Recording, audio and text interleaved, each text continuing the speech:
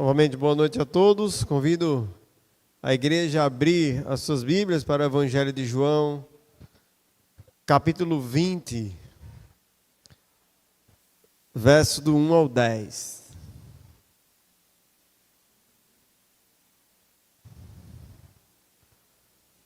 Evangelho de João, capítulo 20, verso do 1 ao verso 10.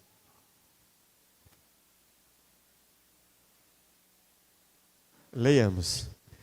No primeiro dia da semana, Maria Madalena foi ao sepulcro de madrugada, sendo ainda escuro, e viu que a pedra estava revolvida. Então correu e foi ter com Simão Pedro e com outro discípulo, a quem Jesus amava, e disse-lhe: Tiraram do sepulcro o Senhor, e não sabemos onde o puseram. Saiu, pois, Pedro e o outro discípulo e foram ao sepulcro. Ambos corriam junto, mas o outro discípulo correu mais depressa do que Pedro e chegou primeiro ao sepulcro. E abaixando-se, viu os lençóis de linho, todavia não entrou. Então, Simão Pedro, seguindo, chegou e entrou no sepulcro. Ele também viu os lençóis e o lenço que estava sobre a cabeça de Jesus, e que não estava com os lençóis, mas deixado num lugar à parte. Então entrou também o outro discípulo, que chegara primeiro ao sepulcro, e viu e creu. Pois ainda não tinham compreendido a Escritura, que era necessário ressuscitar ele dentre os mortos. E voltaram os discípulos outra vez para casa. Vamos orar.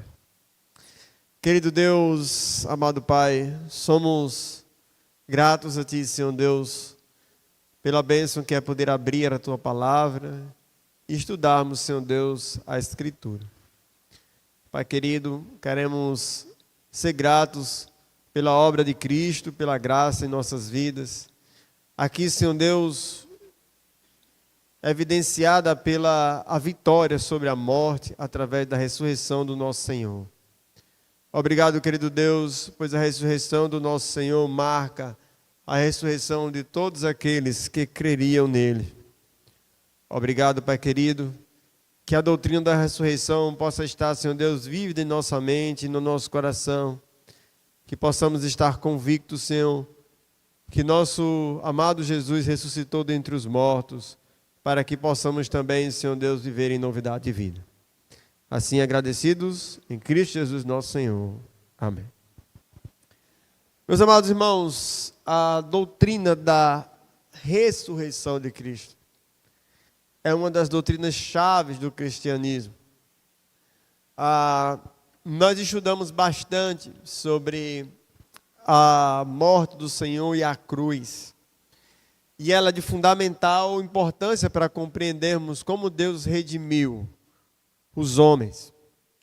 Agora, a ressurreição de Cristo é a evidência cabal de que o plano de Deus foi concretizado com sucesso. Jesus ressuscita dentre os mortos. Quando nós vemos lá no capítulo 19 de João, a palavra que Jesus dá ali, as últimas palavras na cruz: Pai, está consumado, diz respeito ao plano da redenção. Contudo, nós percebemos claramente que a vitória, a evidência de que o plano deu certo e que nós hoje temos verdadeira esperança, está na ressurreição do nosso Senhor Jesus. Eu gostaria que os irmãos abrissem aí a sua Bíblia para 1 Coríntios, capítulo 15. Para a gente fazer uma breve reflexão como introdução para o relato da ressurreição do Senhor Jesus. Nós temos estudado o Evangelho de João e chegamos agora no final, onde temos os relatos do que acontece na morte e na ressurreição. Mas aqui vemos doutrinas importantes para nós compreendermos, para que possamos fundamentar a nossa fé. 1 Coríntios capítulo 15, versículo 12 em diante, diz assim: Ora, Se a corrente pregasse que Cristo ressuscitou dentre os mortos, como, pois, afirma alguns dentre vós não haver ressurreição dos mortos? E se não há ressurreição de mortos, então Cristo não ressuscitou. E se Cristo não ressuscitou, é vã a nossa pregação e vã a nossa fé. Paramos para pensar a afirmação que o apóstolo Paulo faz aqui. O apóstolo Paulo diz o seguinte: se Cristo não ressuscitou, é vã a nossa pregação e é vã a nossa fé. E ele continua: e todos tidos por falsos testemunhos de Deus, porque temos asseverado contra Deus que ele ressuscitou a Cristo, o qual ele não ressuscitou, se é certo que os mortos não ressuscitam. Porque se os mortos não ressuscitam, também Cristo não ressuscitou. E se Cristo não ressuscitou, é vã nossa fé e ainda permanecemos nos nossos pecados.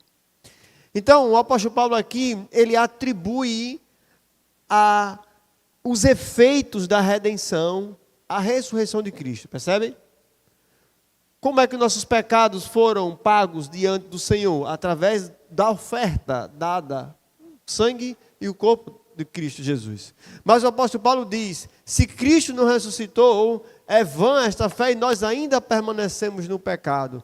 Pelo fato de que a prova de que a oferta foi aceita por Deus é de que Deus ressuscitou Jesus dentre os mortos. O Pai ressuscitou o Filho dentre os mortos. Verso 18.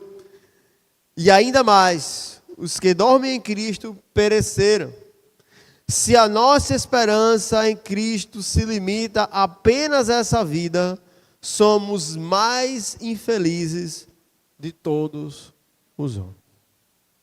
Meus irmãos, com esse texto do apóstolo Paulo nós introduzimos a importância do que é a ressurreição de Cristo. Se Cristo não ressuscitou, é vã a nossa fé. E se Cristo não ressuscitou, nós somos os mais infelizes de todos os homens, porque renunciamos toda uma vida de prazeres, de regalias que esse mundo pode oferecer, por uma fé falsa. E é tão importante nós compreendermos isso, porque é uma das coisas que o mundo mais ataca. Se nós perguntarmos a qualquer homem historiador se Cristo existiu e se Jesus morreu, ele vai dizer que sim. Por mais ateu que ele seja, ele vai dizer: existiu realmente um homem chamado Cristo. Existiu um homem chamado Jesus. E ele viveu há mais ou menos 2000 anos atrás, naquela região ali de Israel. E morreu ali em Jerusalém, porque a história atesta isso. Mas somente aqueles que foram guiados por Deus acreditam que esse homem ressuscitou. E aí mora a grande diferença. Meus amados, diante disso, vamos estudar um pouco sobre os relatos de como Jesus ressuscitou. Nós sabemos que foram escritos 4 evangelhos. E os 4 evangelhos, Mateus, Marcos, Lucas e João, dão ênfases diferentes sobre a ressurreição do Senhor Jesus. Quando eu falo ênfase diferente, alguns abordam alguns fatos e outros abordam outros fatos, complementando entre si. E agora nós iremos tentar aqui, né, no tempo que nós temos, fazer uma harmonização entre os evangelhos, para que nós possamos estudar um pouco sobre a ressurreição do nosso Senhor Jesus. Nós sabemos que Jesus ele foi morto, né? E temos estudado aí, basicamente, eu acredito que umas 12 mensagens, né? Desde o capítulo 13 para cá, os últimos momentos da vida de Cristo, começando ali na última ceia e entrando na sua traição por Judas, nos sofrimentos do Getsemane, na entrega aos líderes judaicos, ao Sinédrio, capítulo 19, a sua entrega aos líderes romanos, capítulo 19 ainda, o seu julgamento pelo Sinédrio e pelo Pilatos, e posteriormente a sua morte no final do capítulo 19. Então nós estamos nessa sequência, né, histórica. E aí chegamos, né, no capítulo 20. Capítulo 20 remete o domingo. Nós sabemos que Jesus foi morto na sexta-feira, o que nós costumamos no mundo ocidental chamar de sexta-feira da paixão, né? O momento em que coincide com a Páscoa dos judeus, né? Assim sendo, na sexta-feira entra o sábado, que era o dia de descanso dos judeus. Nesse dia nada poderia ser feito. E nesse dia de verdade Jesus descansou, né? E Jesus ressuscita, como nós estamos aí. Olha aí, abre a sua Bíblia para Mateus, capítulo 28, versículo 1. E nós vamos ler o relato dos 4 evangelhos sobre o mesmo fato. Mateus 28, 1, diz assim: Ao findar do sábado, ao entrar no primeiro dia da semana, Maria Madalena e a outra Maria foram ao sepulcro. Ou seja, no domingo. Marcos 16, 1 e 2 diz a mesma verdade. Passando o sábado, Maria Madalena, Maria, mãe de Tiago e Salomé, com mais detalhes, compraram aromas para irem embalsamá-lo. E muito cedo, no primeiro dia da semana. Em Lucas capítulo 23, do verso 55, entrando no capítulo 24, verso 1, nós vamos ver a informação semelhante a Marcos. Olha só, capítulo 23, versículo 56. As mulheres que tinham vindo da Galiléia com Jesus, seguindo, viram o túmulo e como o corpo fora ali depositado, então se retiraram para preparar aromas e bálsamos. E no sábado descansaram, como costume dos judeus, né? Segundo o mandamento. Capítulo 24, verso 1. Mas, no primeiro dia da semana, alta madrugada, foram elas ao túmulo, levando aromas que haviam preparado. E João 21, que é onde nós estamos estudando, João começa dizendo: no primeiro dia da semana, Maria Madalena foi ao sepulcro de madrugada, sendo ainda escuro, e viu que a pedra estava revolvida. Então aqui começa toda a cena da ressurreição de Cristo. As mulheres indo, né? E elas tinham inclusive dúvida: quem é que vai tirar a pedra, né? Marcos fala sobre isso. Quem vai tirar a pedra? A pedra é muito pesada. Quem vai tirar para a gente poder preparar o corpo do Senhor? Contudo, quando essas mulheres chegam lá, o que é que elas encontram? Elas encontram um túmulo vazio. Talvez um dos maiores acontecimentos da história seja a realidade do túmulo vazio. Irmãos, o que o anjo diz para essas mulheres talvez seja a grande boa nova que o mundo deveria escutar. Tem 2 grandes boas novas que os anjos dizem para os homens. A primeira é quando Jesus nasce.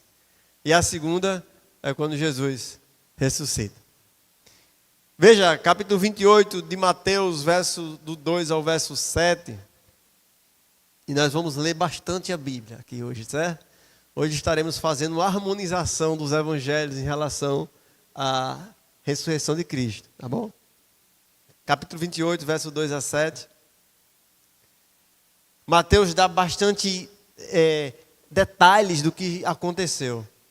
E eis, versículo 2, e eis que houve grande terremoto, porque um anjo do Senhor desceu do céu, chegou-se, removeu a pedra e assentou sobre ela. E o seu aspecto era como um relâmpago, e a sua veste como a alva da neve. E os guardas, tremeram espavoridos e ficaram como estivessem mortos.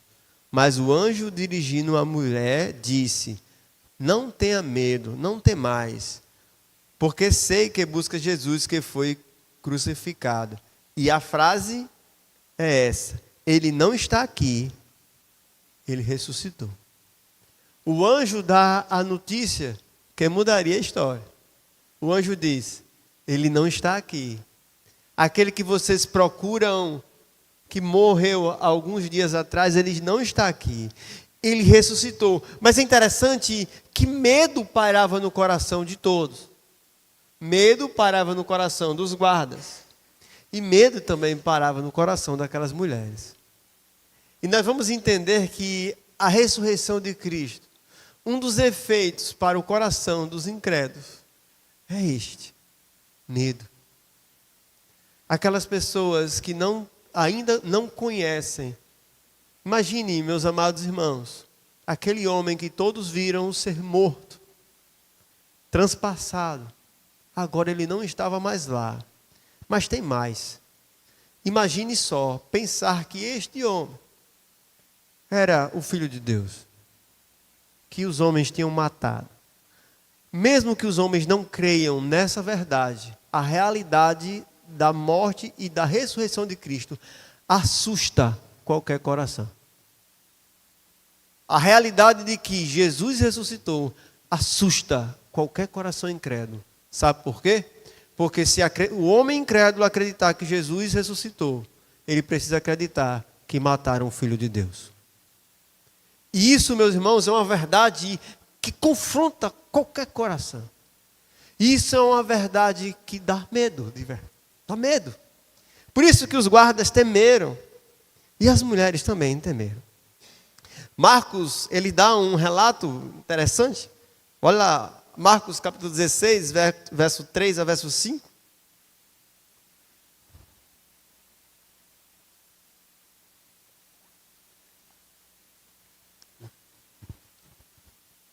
E dizia umas às outras: quem nos removerá a pedra da entrada do túmulo? E olhando, viram que a pedra estava removida, pois era muito grande. Entrando no túmulo, viram um jovem assentado ao lado direito, vestido de branco, e ficaram surpreendidas e o quê? Atemorizadas. Então veja que o relato da ressurreição de Cristo começa com o quê? Com muito medo por parte de todo mundo. Lucas dá mais detalhes. Abra aí sua Bíblia para Lucas capítulo 24. Lucas capítulo 24. Lucas, como médico, né? Como especialista nas características humanas, ele dá detalhes interessantes sobre isso. Ele diz: e encontraram, capítulo 24, versículo 2 a 8, encontraram a pedra removida do sepulcro, mas ao entrarem não acharam o corpo do Senhor, e aconteceu que, perplexa a esse respeito, apareceram dois varões com veste resplandecente, e estando o quê? Possuídas de temor. Os três evangelhos relatam a realidade de grande medo pelo causa da ressurreição de Cristo. Muito temor. Meus irmãos, as mulheres encontraram essa pedra removida, mas elas não tinham compreensão da grande maravilha que Deus tinha feito. Elas ainda não conseguiam compreender. E olha, quanto você que está aqui hoje já ouviu essa mensagem de que Cristo morreu e ressuscitou, mas já parou para pensar na grande realidade da ressurreição de um morto? Já parou na realidade da grande verdade que é o Filho de Deus ressuscitar dentre os mortos? Amados, quando Adão pecou lá atrás, a Bíblia diz que Adão recebeu algo chamado de morte espiritual. Alguém já parou para pensar por que Jesus precisava ressuscitar dentre os mortos? Porque todos os homens estavam mortos. Todos os homens estavam mortos. O primeiro Adão matou todos os homens. O primeiro Adão selou a morte de toda a humanidade. E a Bíblia diz que o último Adão foi as primícias da ressurreição. O último Adão foi aquele que veio para resgatar os homens, para que eles pudessem ressuscitar também. E essa é uma verdade que confronta. Sabe por quê, irmãos? Quem de nós queremos morrer? Quem de nós quer morrer aqui? Era para nós queremos morrer, né? Para estar com Cristo. Mas a realidade da morte confronta o nosso coração. Confronta ou não confronta? Confronta o nosso coração. E para você crer em Cristo, sabe o que vai acontecer quando você crê em Cristo? Você vai morrer. A Bíblia diz que quando você crê em Cristo, você morre e ressuscita. É por isso que o homem tem tanto medo de crer em Cristo. O homem não quer crer em Cristo porque ele vai morrer. Naquele momento que ele crê em Cristo, a Bíblia diz que ele é o quê? Identificado com Cristo na sua morte, para que depois ele seja ressuscitado. E é por isso que é tanto medo.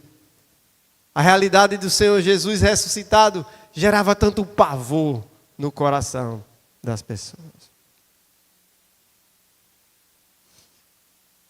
Interessante que Lucas diz o seguinte, olha aí, Lucas 24, 5 a 7. Diante dessa reação de medo, diante dessa reação de pavor, olha só o que é que o anjo diz às mulheres. Estando ela, versículo 5 a versículo 7. Estando elas possuídas de temor, baixando os olhos para o chão, eles lhe falaram: por que buscais entre os mortos ao que vive? Ele não está aqui, ele ressuscitou. Lembrai-vos de como vos preveniu estando ainda na Galileia, quando disse, preste atenção, esse é o centro, é o núcleo da mensagem do ministério de Cristo, e contanto ele avisou. Importa que o Filho do Homem seja entregue nas mãos dos pecadores, seja crucificado e ressuscite ao terceiro dia.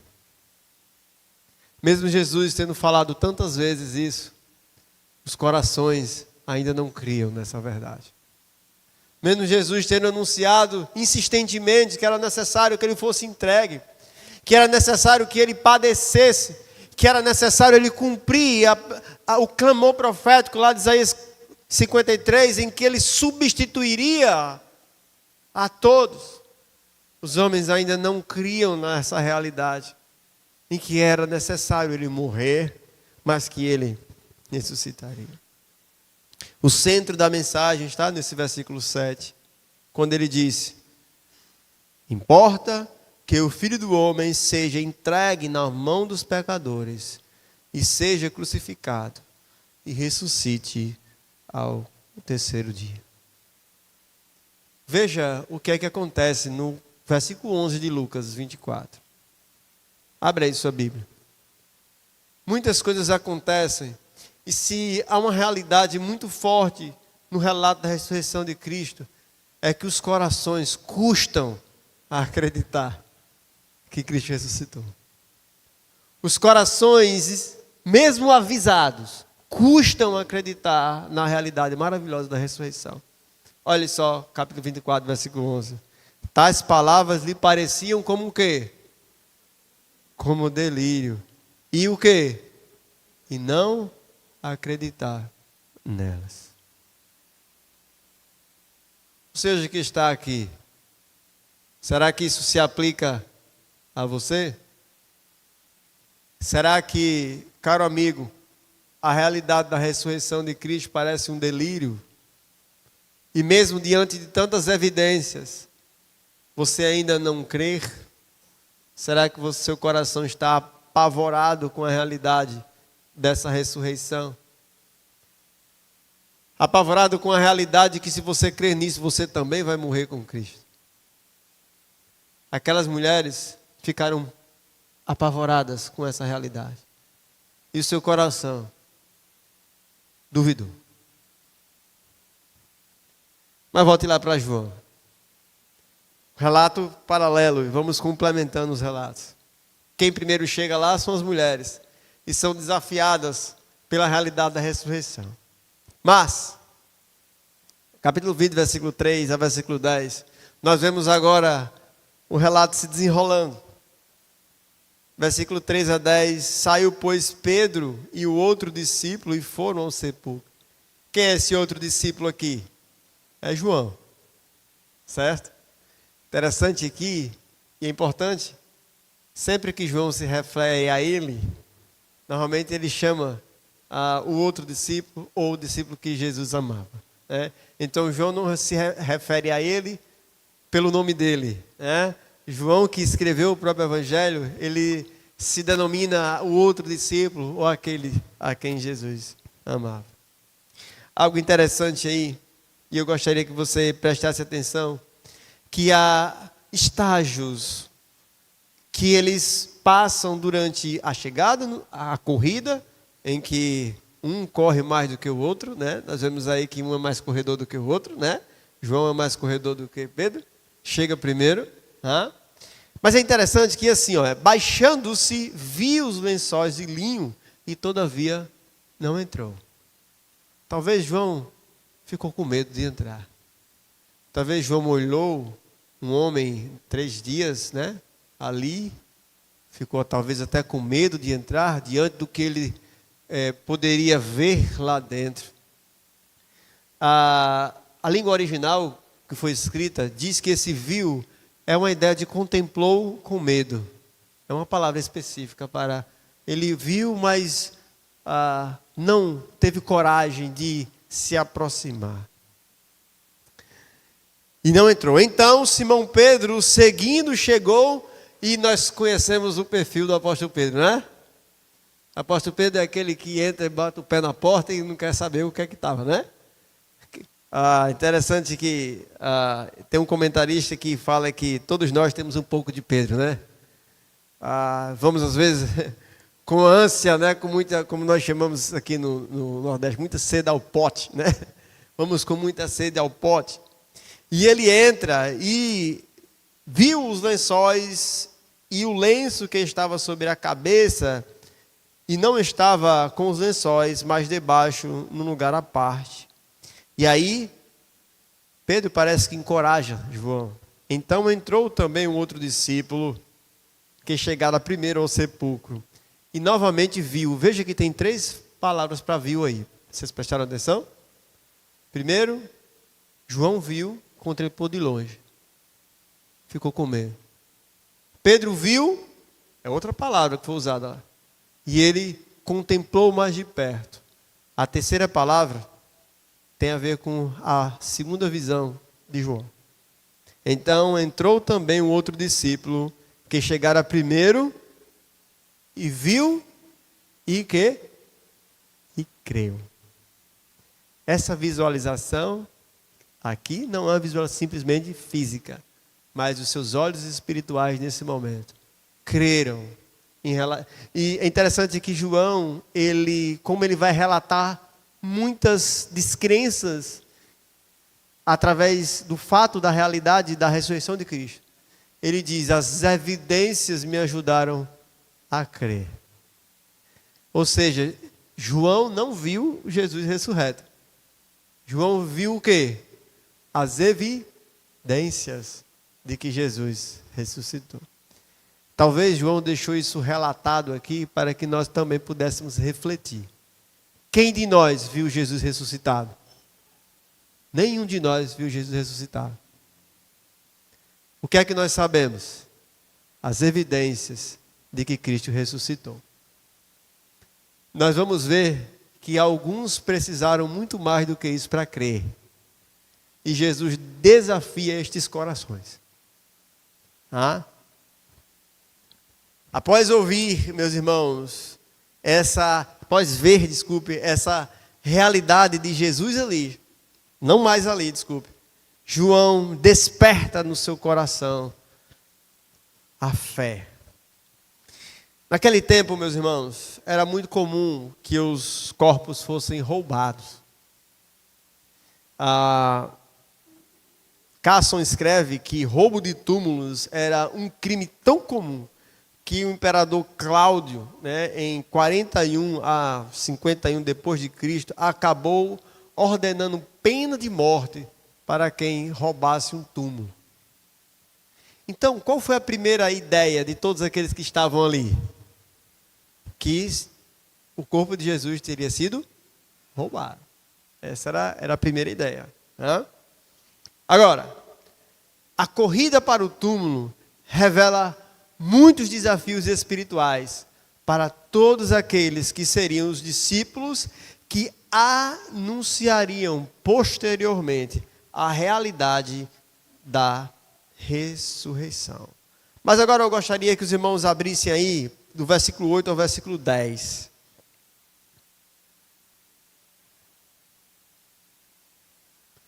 Veja que quando então entrou também o outro discípulo, chegaram o primeiro sepulcro e viu e creu.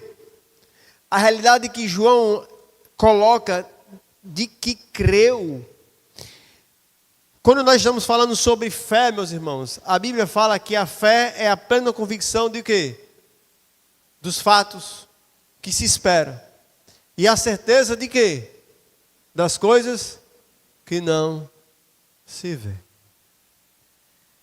A realidade de que João creu remete perfeitamente como seriam os instrumentos de Deus para que todos aqueles a qual seria apresentado o Evangelho. Todos aqueles que iria ser apresentado o Evangelho seriam desafiados a crer. Talvez Pedro teve mais visão, mas João teve mais discernimento, ao passo do que os olhos espirituais foram abertos para que ele pudesse crer no Senhor Jesus. Seguindo a cronologia, depois Jesus aparece para Maria Madalena. Abra sua Bíblia aí para Marcos 16, 9.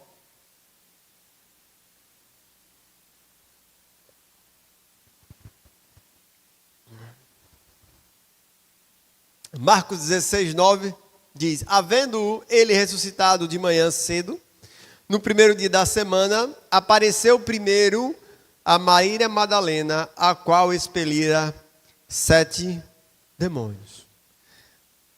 Existe um relato semelhante também em João capítulo 20, versículo 11 a 18, que inclusive é o texto que logo após aquele que nós lemos, onde Jesus encontra Maria Madalena e também orienta ela a avisar sobre a sua ressurreição aos discípulos. Está no versículo 11 ao versículo 18. Mas também depois disso Jesus aparece a outras mulheres. Abra aí sua Bíblia para Mateus, capítulo 28, versículo 8 e 9. Mateus 9 e 10.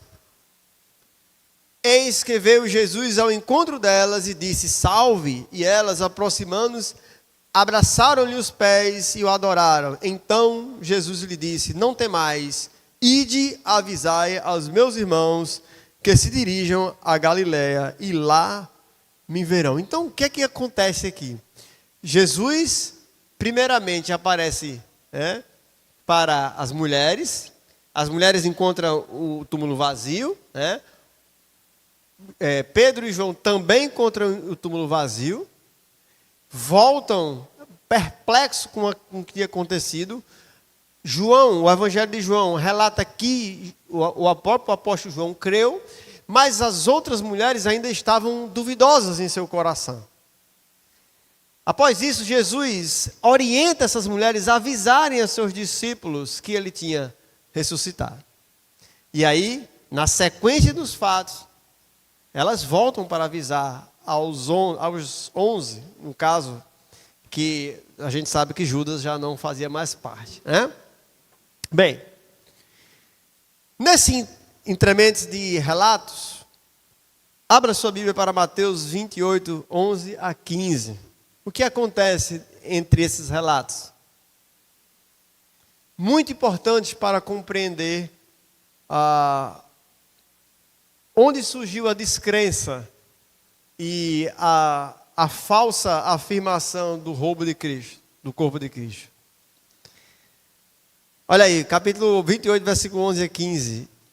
E indo elas, eis que algum da guarda foram à cidade e contaram aos principais sacerdotes tudo o que se sucedera.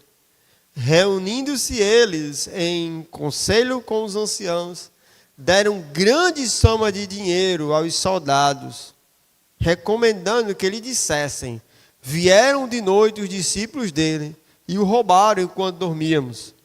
Caso isso chegue ao conhecimento do governador, nós o persuadiremos e vos poremos em segurança. Eles, recebendo o dinheiro, fizeram como estavam instruídos. Esta versão divulgou-se entre os judeus até o dia de hoje. Então aqui, inclusive essa mentira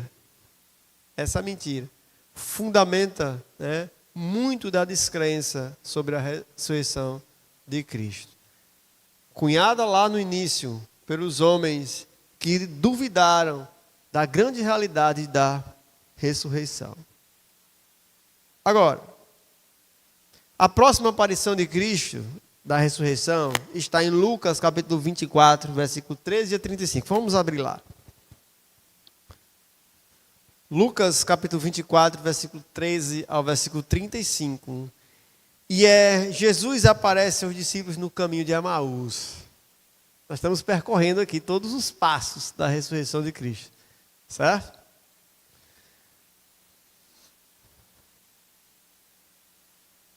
Naquele mesmo dia, versículo 13 a 35, naquele mesmo dia, 2 deles estavam no caminho para uma aldeia chamada Emaús, diante de Jerusalém, 70 estádios, e iam conversando a respeito de todas as coisas sucedidas. Aconteceu que, quando conversaram e discutiram, o próprio Jesus se aproximou e ia com eles. Os seus olhos, porém, estavam como que impedidos de reconhecer. Então lhe perguntou Jesus: que é isto que preocupa e que ides tratando à medida que caminhais? E eles pararam entristecidos. Aqui, meus irmãos, nós vemos os corações tristes por causa da realidade de tudo que tinha acontecido. Vamos entender uma coisa. Será que esses homens estavam tristes por quê? Será que eles estavam tristes pela realidade da morte de Cristo? Ou será que tinha outra fundamentação na qual esses homens estavam tristes? Olha aí, no versículo 20. Ora, nós esperávamos que fosse ele quem havia de remir a Israel. Versículo 20 aí? Isso mesmo. Aqueles homens estavam esperando que Jesus viria o quê? Ser o rei prometido que resgataria o povo de Israel da opressão. Entretanto, Jesus, no versículo 26, diz o seguinte. Olha aí o versículo 26. Porventura não convia que o Cristo padecesse e entrasse na glória? Olha versículo 25 ao 27. Então lhe disse Jesus: ó nécios e tardos de coração para crer tudo o que os profetas disseram. Porventura não convinha que o Cristo padecesse e entrasse na glória? Jesus estabelece uma diretiva forte também para aqueles corações que estavam buscando não o resgate da sua alma, mas estavam buscando as coisas físicas. Estavam esperando que Jesus era aquele que daria o reino de Israel de volta. Aqueles que estavam não preocupados com a realidade do pecado em seu coração. Aqueles que não estavam preocupados com a realidade da escravidão e da morte em que eles se encontravam. Mas sim, na realidade da restauração do reino terrestre. Pergunto eu a você hoje que está aqui. Como você vê a maravilha do Evangelho? Será que você vê a maravilha do Evangelho como o mundo espera, em que você creia no Evangelho e enriqueça? Em que você creia no Evangelho e agora passe a ter todos os seus problemas resolvidos? em que você crê no Evangelho e agora o seu casamento se reestrutura? Em que você crê no Evangelho e as dívidas financeiras, elas somem? Será que é isso que você espera do Evangelho de Cristo? Será que todo o plano de Deus se resume a esta vida? Não, meus amados. O plano de Deus não se resume a esta vida. Tudo que Deus fez enviando Jesus para este mundo foi para que ele morresse, concretizasse um plano de redenção perfeito. Para que Deus cravasse naquela cruz a culpa por todos os pecados da humanidade. Mas depois que ele ressuscitasse a Cristo dentre os mortos, para que nós pudéssemos ressuscitar também e entrarmos no reino eterno que está além desse mundo físico. E é por essa razão que quando nós nos deparamos com a realidade da morte e da ressurreição de Cristo, precisamos se entender se nossa fé está nas coisas dessa vida ou se está nas coisas da vida futura. Se quando estamos falando em crer em Cristo, em crer na sua morte e na sua ressurreição, estamos pensando na eternidade ou estamos pensando nesta vida aqui. Vejam que aqueles homens estavam tristes, aqueles homens estavam desesperançados pelo fato de que a esperança do gozo do reino terrestre tinha ido embora. Saiba que se você quer em Cristo, talvez você enfrente muito mais dificuldades do que você enfrenta hoje na sua vida. A Bíblia diz que aqueles que querem viver piedosamente em Cristo, eles sofrerão perseguições. A Bíblia diz que aqueles que querem viver piedosamente em Cristo serão perseguidos. A Bíblia diz que as aflições desse tempo presente, elas são grandes. Mas a Bíblia também fala que a glória que está no porvir não se pode se comparar com os sofrimentos desse tempo presente. Eu gostaria de hoje desafiar o seu coração. Saiba que em alguns momentos, quando nós começamos a tomar decisões em nossas vidas, em relação à nossa vida cristã, em relação até às nossas decisões familiares, nós esquecemos de entender que Cristo vive. Nós paramos de compreender que a nossa esperança é muito mais avante do que essa vida aqui. Entenda, nós já temos tudo o que é necessário, porque Cristo vive. E pelo fato de Cristo viver, a Bíblia diz, nós vivemos nele. A vida eterna não consiste em viver para sempre, mas a vida eterna consiste em estar em Cristo. A vida eterna consiste em nós estarmos naquele que ressuscitou dentre os mortos. A vida eterna consiste em nós termos ressuscitado com Ele e agora a morte não tem mais domínio sobre nós. A vida eterna consiste em agora nós estamos no reino de glória, na qual a morte não tem mais nenhum efeito sobre nossas vidas. Quando Paulo está ensinando aos Coríntios, ele diz que Jesus já venceu todos os inimigos. Nós, meus irmãos, só estamos esperando a revelação para que nós possamos ter, inclusive, um corpo como Cristo hoje tem. Algo que eu gostaria de trazer uma reflexão, quando o relato sobre a ressurreição de Cristo, e eu quero fazer um paralelo com a ressurreição de Lázaro.